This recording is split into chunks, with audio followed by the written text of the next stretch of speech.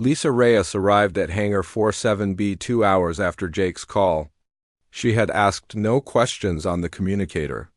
Jake had said it was important. That was enough for her.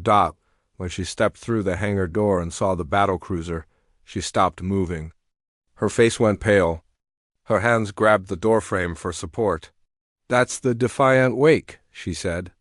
Her voice was barely a whisper. "I know," Jake replied. "My grandmother served on this ship." Lisa walked forward slowly, her eyes never leaving the hull.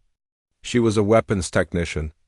She was listed as missing in action after the Battle of Corvathi Prime. "I'm sorry." Lisa shook her head. "Don't be.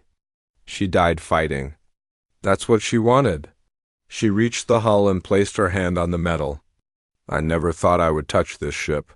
I grew up hearing stories about her. Grandma said she was the finest vessel ever built." Jake handed her the note from Captain Grant. Lisa read it twice. Her expression changed from sadness to something harder, something fierce. "The coordinates," she said. "You checked them?" "The hollow reach. There's intelligence data in the navigation system. The Corvathi are back. They've been building a new fleet in secret." Lisa nodded slowly. "The Council won't do anything." "They never do. They've been telling us for years that everything is fine, that we should trust them to handle security." "I know." "So what do we do?" Jake looked at the ship. "We wake her up." They worked together for the next 3 weeks. Every night after their regular shifts ended, they came to Hangar 47B. Jake handled the engines and power systems. Lisa worked on navigation and sensors. They moved slowly and carefully, always watching for anyone who might discover them. The Defiant Wake had been preserved on purpose. Someone had drained her fuel tanks and shut down all her systems in a specific order. They had protected her from decay. Jake realized that Captain Grant had planned this from the beginning.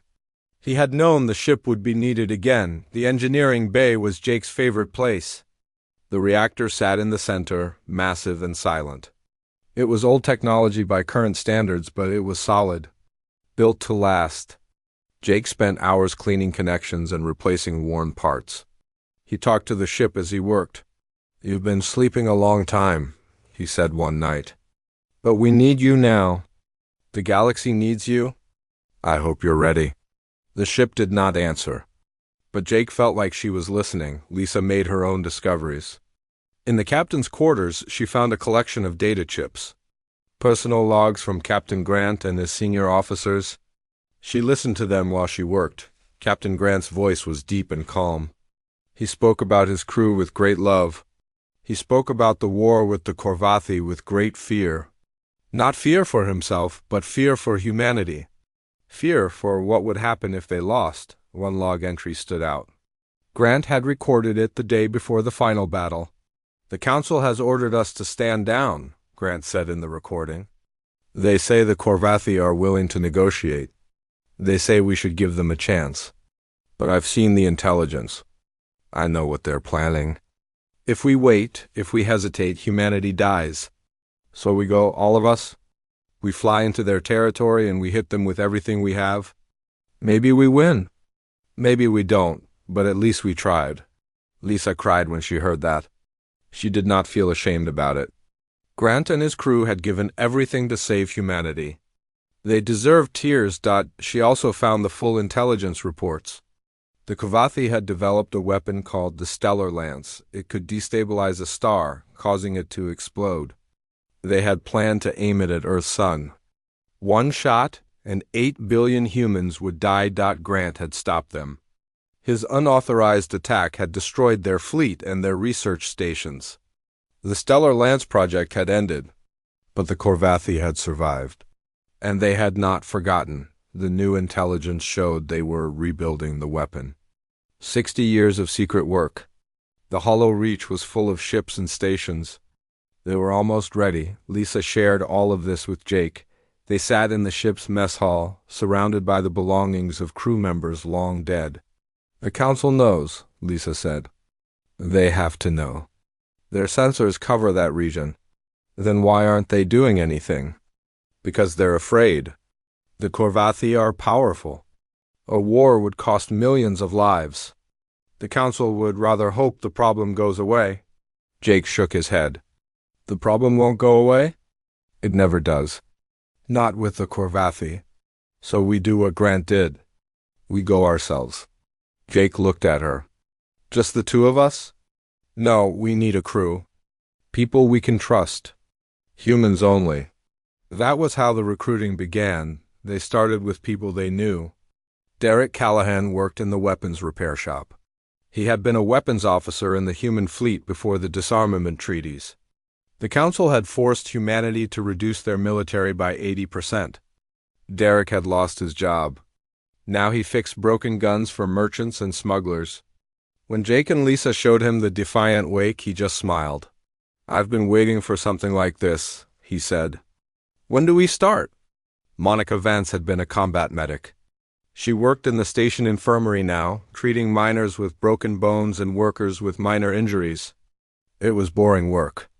Safe work. She hated it. When Lisa explained the mission, Monica did not hesitate. I'll get supplies, she said. The infirmary won't miss them.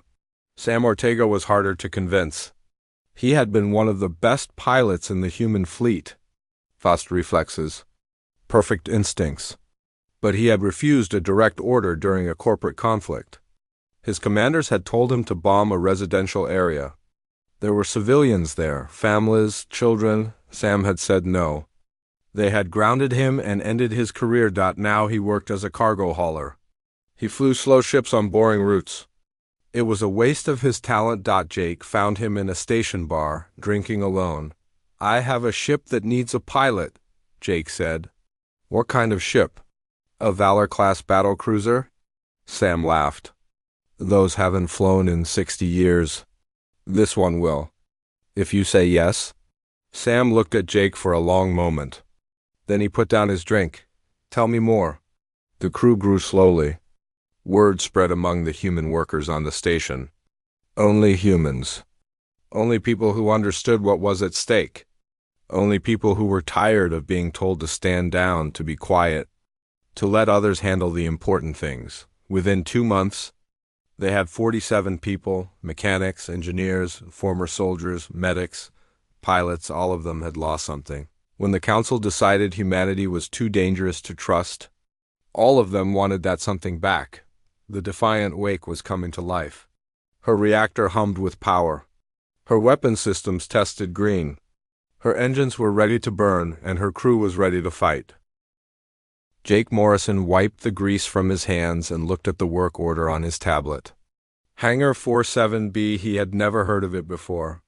In 12 years of working at Titan Station Salvage Yard, he thought he knew every corner of this place. But the old database showed a hangar that had been sealed for over 60 years. The station manager had called him that morning.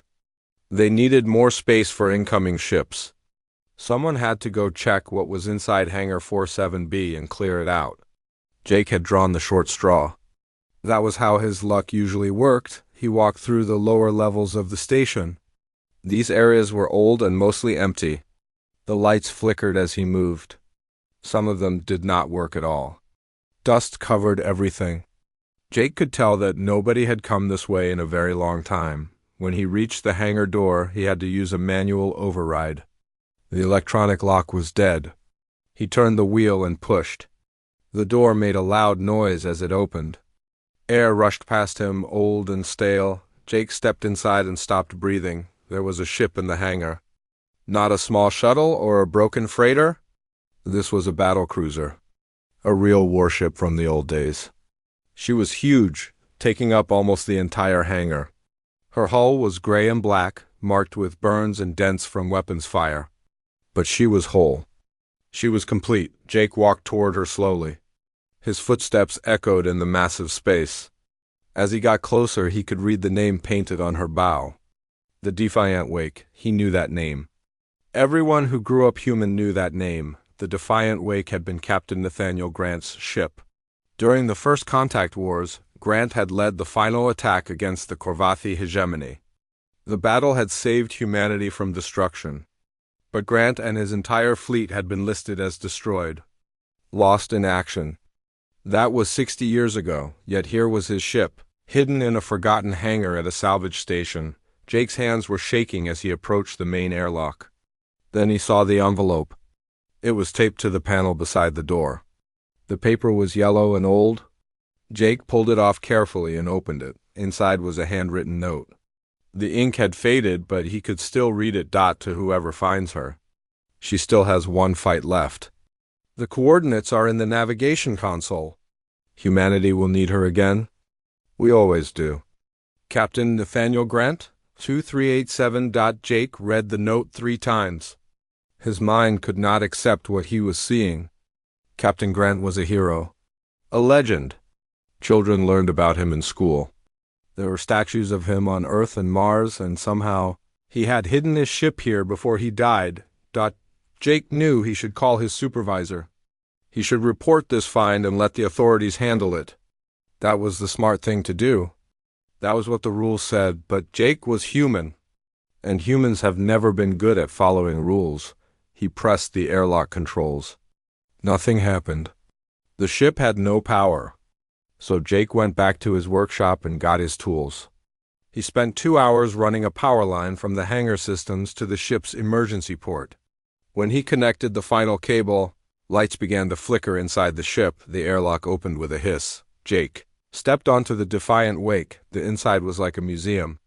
Everything was exactly where the crew had left it 60 years ago. Personal items sat on shelves. Jackets hung on hooks. Photos were taped to walls, showing families and friends back home. Jake walked through the corridors slowly. He felt like he was walking on sacred ground. He found the bridge after 10 minutes of searching. The command chair sat in the center, facing a large view screen. Jake did not sit in it. That felt wrong. Instead, he went to the navigation console and turned it on. The screen flickered to life. There was a file waiting, marked with today's date. The system had been programmed to activate this file when power was restored. Jake opened it. A star map appeared. It showed a region of space called the Hollow Reach. Red markers covered the area. Jake did not know what they meant, but they looked important. There was also a text file attached. Jake opened it and began to read. The file contained intelligence reports. Old ones from 60 years ago, and new ones that had been added somehow. Jake did not understand how that was possible, but the information was clear. The Corvathi hegemony was rebuilding. They had spent 60 years in secret constructing a new fleet, and they had built something terrible, a weapon that could destroy stars. The Hollow Reach was their staging ground. They were preparing for war. Jake sat back and stared at the screen. The Galactic Council had been telling humanity for decades that the Corvathi were finished. That the First Contact Wars had ended their threat forever.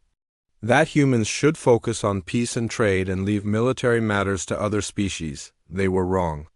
Or they were lying. Captain Grant had known the truth. He had hidden his ship here as a backup plan, a last resort, because he knew that someday humanity would need to fight again. And he did not trust anyone else to do it. Jake looked around the bridge. The old ship was quiet. Waiting. She had been sleeping for 60 years, but she was not dead. Not yet. He thought about his life. 12 years of fixing broken ships for other people? 12 years of following orders and keeping his head down. 12 years of being told that humans were too aggressive, too dangerous, too unpredictable for important work. Maybe it was time for something different. Jake pulled out his communicator and called Lisa Reyes. She was another mechanic on the station. A good one? And her grandmother had served in the First Contact Wars. Lisa would understand when she answered. Jake spoke 3 words that would change everything. I found something. The day before launch, Lisa called a meeting in the cargo bay. All 47 crew members gathered together. Some sat on crates. Others stood along the walls. The space was crowded and warm with body heat. Nobody complained. Lisa stood on a raised platform where the cargo master would normally give instructions. She looked at the faces around her. Old and young. Men and women. Former soldiers and civilians. All human. All volunteers. You all know why we're here, she said. Her voice was steady. The Korvathi are building a weapon that can destroy stars. They're going to use it on Earth, on Mars, on every human colony in the galaxy. The council knows about this, and they're doing nothing. A murmur went through the crowd. Some people nodded. Others shook their heads in disgust. We could wait for help, Lisa continued. We could file reports and send warnings and hope that someone listens. But we've been doing that for 60 years. It hasn't worked. Captain Grant tried to warn the council before his final mission. They told him to stand down. He didn't listen. He saved humanity. Now it's our turn. Derek Callahan spoke up from the back. What are our chances? Lisa did not lie to them. Bad. The intelligence shows over 300 Korvathi. Warships at the Hollow Reach. We have 1 battlecruiser and a crew of 47. If we go by numbers, we should lose. But we're not going by numbers, Sam Ortega said with a grin. We're going by something else. That's right. Lisa nodded. The Korvathi have never fought humans. Not really. The first contact wars were 60 years ago. Most of their current commanders have only heard stories.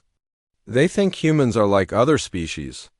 They think we calculate odds and accept losses and retreat when things go bad.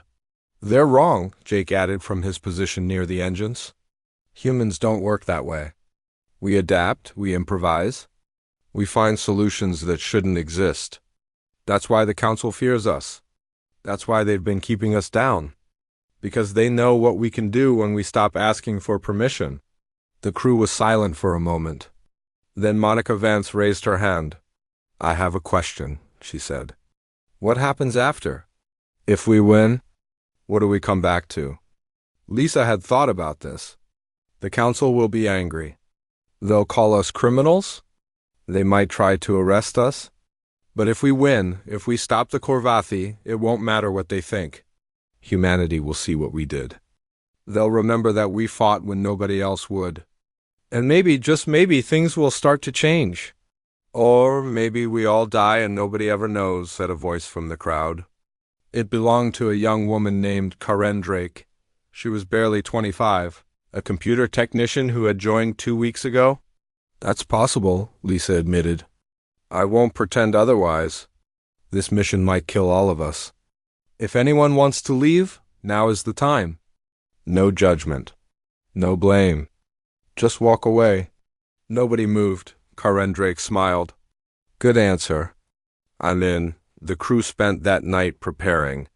Jake ran final checks on the engines. Derek loaded weapons and calibrated targeting systems. Monica organized the medical supplies she had gathered.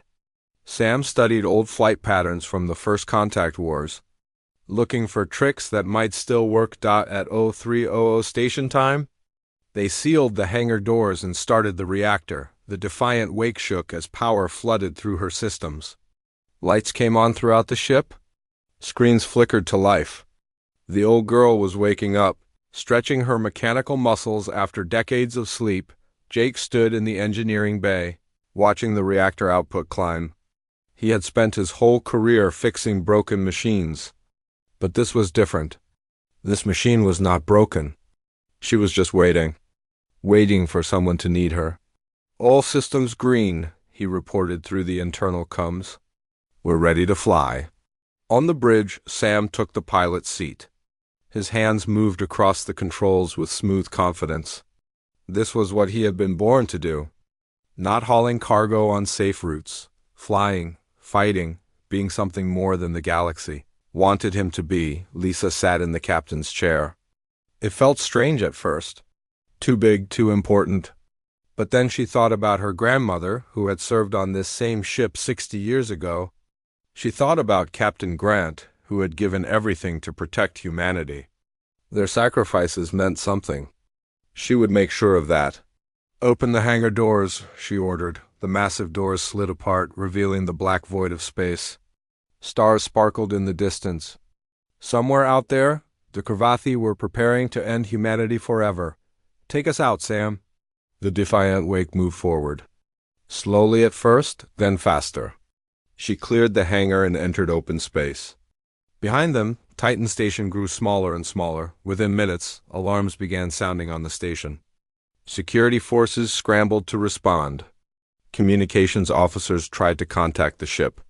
The station manager shouted orders that nobody could follow, but it was too late. The Defiant Wake was already accelerating toward the jump point. By the time anyone could chase them, they would be gone. Sam plotted the course to the Hollow Reach, 11 days in hyperspace. 11 days to prepare for the fight of their lives. Hyperspace jump in 3 minutes, he announced. All hands prepare for transition. The crew moved to their stations. They strapped in and checked their equipment. Some prayed. Others simply waited in silence. A few laughed nervously, unable to believe what they were doing. Jake watched the hyperspace drive spin up to full power. The energy readings climbed higher and higher. Everything was working perfectly. The Defiant Wake was as strong as she had ever been. Jump in 10 seconds, Sam said. 9, 8, 7. Lisa gripped the arms of the captain's chair. This was the moment of no return. Once they jumped, there was no going back. They would reach the Hollow Reach and either win or die trying. 3, 2, 1, jump. The universe stretched and twisted around them. Stars became lines of light. Reality folded in ways that human eyes could not fully understand. And then they were gone, racing through hyperspace toward their destiny. Behind them, Titan Station fell silent. The security forces stood down. The station manager filed his reports and waited for the authorities to respond. But among the human workers, something different was happening. Word spread about the Defiant Wake, about the crew who had taken her, about the mission they were flying. Some called them fools. Some called them heroes. But everyone felt something stir inside them. Something that had been sleeping for a long time. Hope. The age of waiting was over. Humanity was fighting back. The journey through hyperspace took 11 days. 11 days of waiting. 11 days of preparing. 11 days of facing the reality of what they were about to do. Jake spent most of his time in the engineering bay. The reactor was running smoothly, but he checked it constantly. He could not help himself. If the engines failed during combat, everyone would die. That responsibility weighed on him every second. Lisa organized the crew into teams. Combat teams for boarding actions. Damage control teams for when the hull was breached. Medical teams to treat the wounded. Everyone had a job. Everyone knew what to do. Derek worked with the weapons crews. The Defiant Wake had been built for war. Her guns were old but powerful. Derek tested each one, fired practice shots at empty space, adjusted targeting algorithms. By the 5th day, he declared them ready. Sam ran simulations on the bridge. He studied Corvathi tactics from the old war. He looked for patterns, weaknesses, anything that might help them survive. The enemy fleet was huge. 300 ships against one. No simulation ended with the Defiant Wake winning, but Sam kept running them anyway. Somewhere in those failures was a path to victory. He just had to find it. On the 8th day, Monica called a meeting in the medical bay. She gathered everyone who had basic medical training and taught them emergency procedures. How to stop bleeding, how to treat burns, how to keep someone alive long enough to reach a real doctor. In combat, the medical bay will be overwhelmed, she explained. You need to help your crewmates at their stations. Don't wait for me to come to you. If someone is hurt, treat them immediately. The crew listened and learned. They practiced on each other, bandaging fake wounds and applying pretend medicine. It felt like a game, but everyone knew it would become real very soon. On the 10th day, something unexpected happened. Karen Drake was working on the communication system when she found a hidden file. It was buried deep in the ship's memory, protected by old encryption codes. Karen was good at her job. She broke the encryption in 3 hours. Inside was a recorded message. She called Lisa to the bridge immediately. The message began to play. Captain Grant's voice filled the room, just as it had from the personal logs. But this was different. This was his final words. If you're hearing this, then the council failed and you're doing what we couldn't finish, Grant said.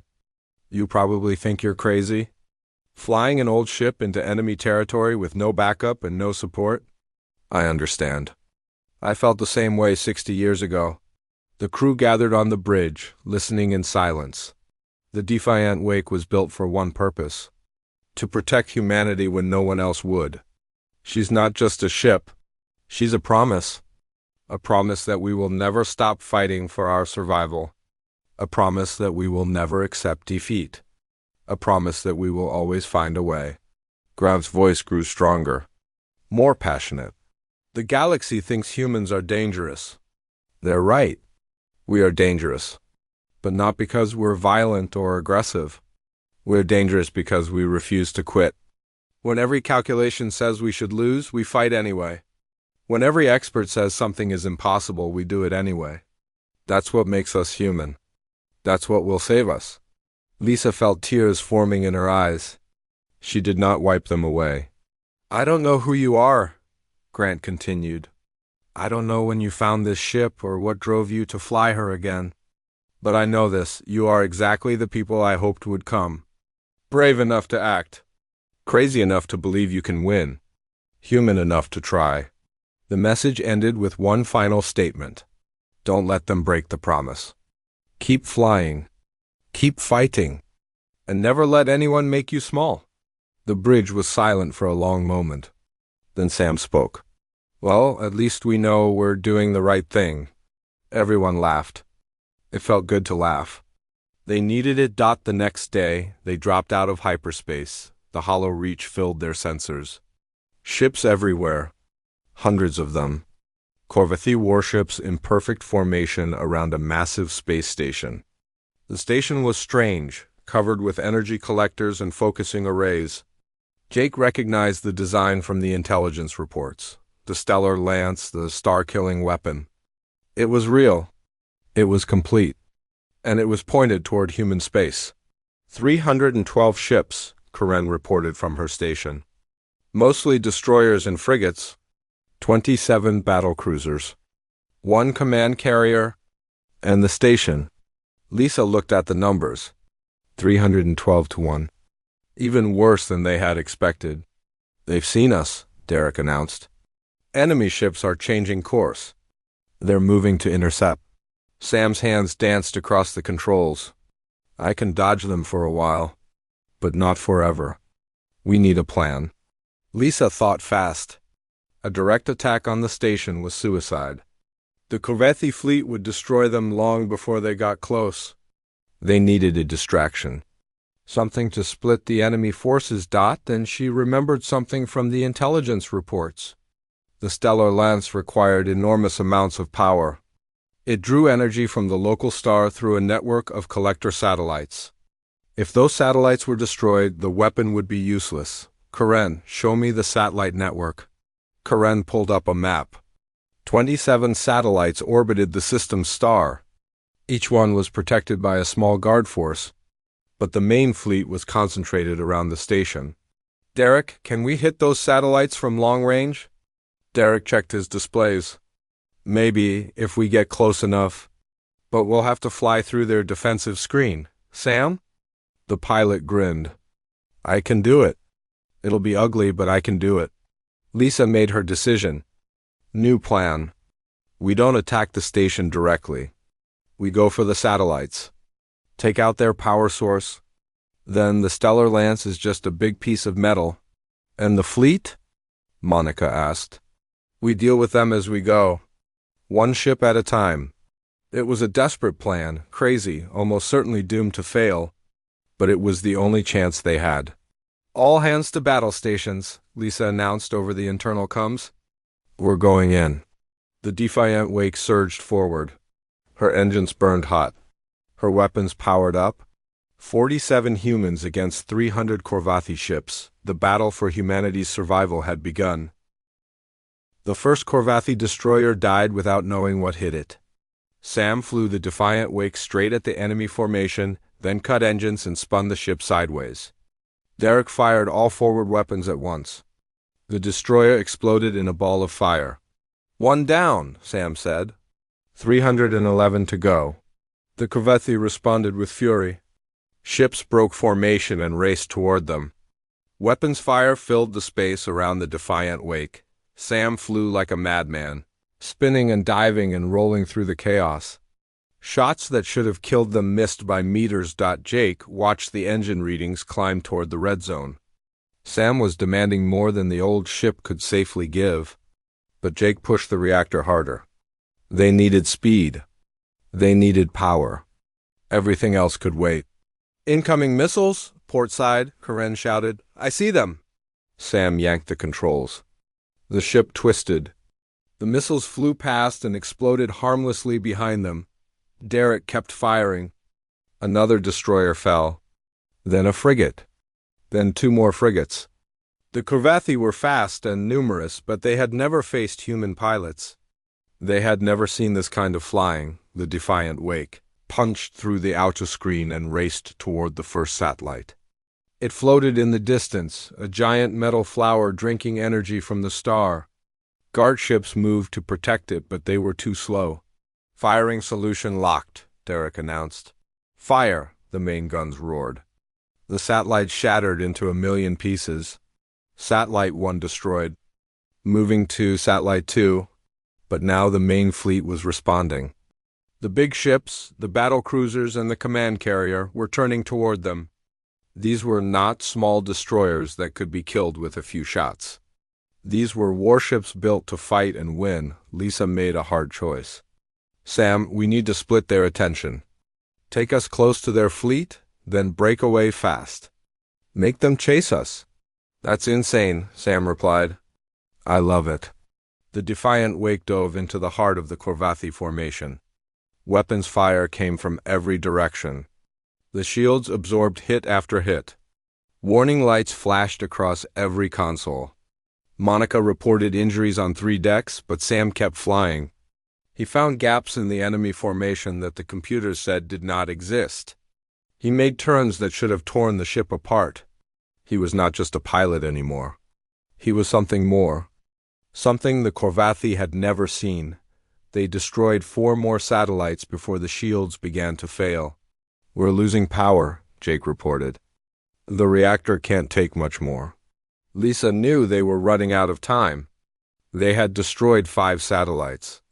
22 remained. Not enough. The Stellar Lance was still operational. Then Karen spoke up. "I have an idea. A crazy one." "Tell me." "The satellites are networked together. They share power and data.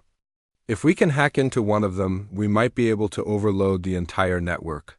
Can you do it?" Karen nodded. "If we can get close enough, and if I can access their systems directly." That meant a boarding action. Landing on a satellite and fighting through its defenses while the enemy fleet closed in. It was suicide. Lisa looked around the bridge. Everyone was waiting for her decision. She thought about Captain Grant and his message. Never let them break the promise. Do it.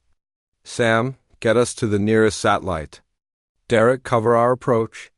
Monica, prepare a boarding team." The next 15 minutes were chaos. Sam flew the defiant wake through a storm of weapons fire. The shields failed completely. Holes appeared in the hull. Atmosphere leaked into space. Crew members died at their stations, killed by explosions and debris, but they reached the satellite. Lisa led the boarding team herself. 8 humans in combat suits, carrying weapons and cutting tools. They breached the satellite's hull and fought their way inside. Corvathi guards tried to stop them. They failed. Karen found a computer terminal and began to work. Her fingers flew across the alien interface. She had 15 minutes before the enemy fleet arrived. She did it in 10. "Overload initiated," she announced. "Every satellite in the network will burn out in 3 minutes." They raced back to the ship. The airlock sealed behind them. Sam punched the engines to maximum, pulling away from the satellite just as it began to glow with excess energy. Across the system, satellites exploded. One by one, then in groups, then all at once. The Stellar Lance lost power. Its focusing arrays went dark. The star-killing weapon was dead, but the Corvathi fleet was still coming. "We did it," Lisa said. "Now we just have to survive." The battle continued for 3 more hours. The defiant wake was a wreck. Half her weapons were gone. Her engines barely functioned. Her crew was exhausted, wounded, dying, but they kept fighting. Derek fired until his targeting computer failed, then aimed by eye. Sam flew until his hands bled from gripping the controls.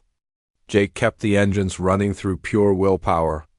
Monica moved from station to station, saving lives that should have been lost, and then, just when all hope seemed gone, new signals appeared on the sensors. Ships, human ships. Dozens of them, dropping out of hyperspace all around the battlefield. Word had spread. The human colonies had heard about the defiant wake.